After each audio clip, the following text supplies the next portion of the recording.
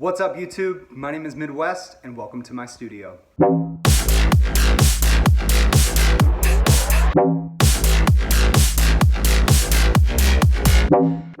Hey guys, welcome back to the studio. Today our topic of conversation is cables. What are these anyway? We got the red one, we got the black one, we got the plastic one, the one that has like fibers on the outside, we got the pokey guys, we got the round ones, this is all about getting some type of comprehension, some type of idea of what's going on so you can put the studio together and get to making music. All right, I'm going to try to work really quick here because we have a couple cables to cover, but our first cable here is an 1/8 inch TRS to 2/4 inch TS. And basically what that is a cable that you connect your iPod or maybe your cell phone to speakers through a medium, typically through an audio interface or a mixer.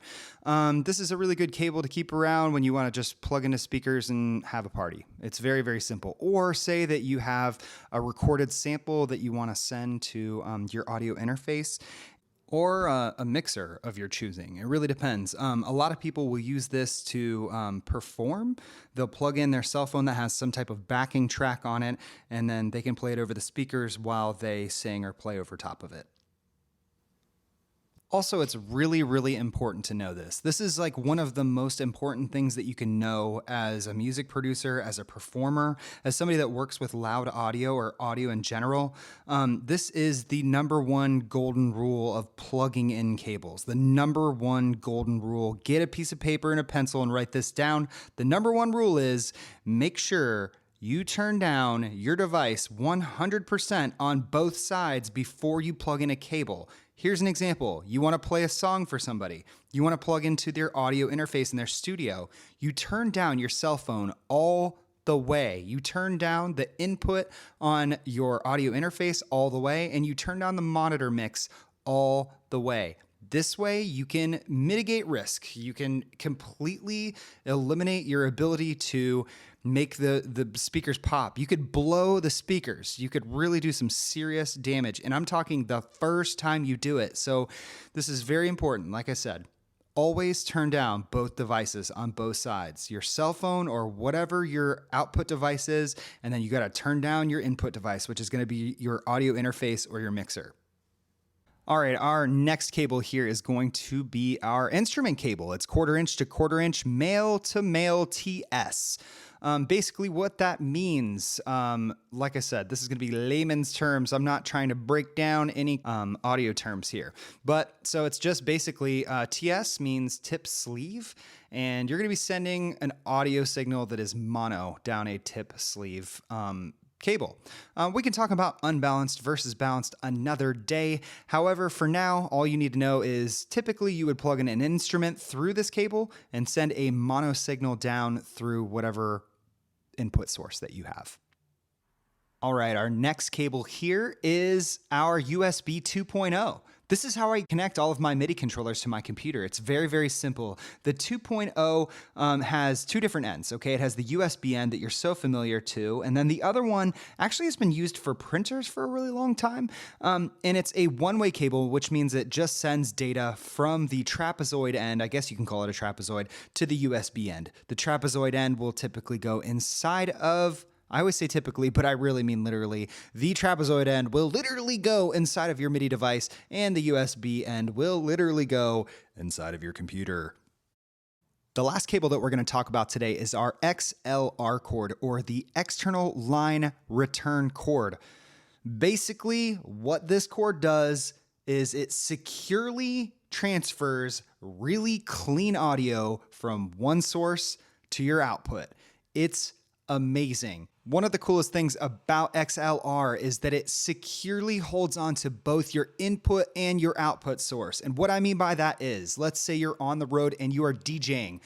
You connect the XLR to your turntables, and then you're going to head out from your turntables either to powered speakers or to a mixer. And if somebody accidentally taps that cable, it's not going to fall out of the input or the output easily. It's secure. And if I had to choose between TRS 1/4 inch or XLR, I would choose XLR every day of the week. Another cool thing is that it is shielded, which means that it has some layers on the inside of the cable to reduce the amount of electromagnetic interference. Other digital devices in your room are going to give off certain sounds that will pick up on an unshielded cable.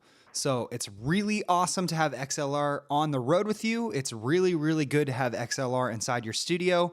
Next, we're going to talk about price. How much money do we spend on these cables? Because you're going to see a huge variance of cables out there. There's going to be really cheap ones that you can find on Amazon, and there's going to be really expensive ones that have gold inside of them that you can find at Guitar Center and online as well. So next up, we're going to talk about price. All right, let's talk price. How important is it for you to spend a lot of money on a cable? Well, let's assess where you're recording and what you're recording with. If you're inside maybe your house or your apartment or not a professional studio, most of the time you don't have to really spend a whole lot of money on the best equipment. Like I said, you usually want to have equipment that kind of fits the quality of recording that you do. So if you're in a place that isn't treated for sound, for example, the place that I'm in right now, it's not the most important to have the most sensitive and the cleanest equipment. However, I really like quality stuff in my studio, and I will say this. If you have cables that are never going to move, they are just going to be connected from an output to an input, all you have to do is buy Mogami. It is expensive, there is gold in those cables, but it is worth it. You will plug them in one time, and you're going to have great cables for life. Look at Mogami's website. I will definitely put a post underneath the video. But Mogami is great, and you really need to read from them what they do to their cables to make it super unique, but they are the best. I'm telling you, I've been running the same cables in my studio for 10 years. I don't think I've ever really unplugged them unless I absolutely needed to move things around. All right, so here's a quick tip.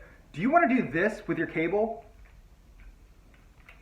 Do you want to move it around? Is it going to be connected to a microphone or an instrument on stage? Don't buy Mogami. Definitely don't do that. They're not made to be moved around. So for that reason, I think that Guitar Center has a really, really good cable for that, and that would be called Livewire Elite.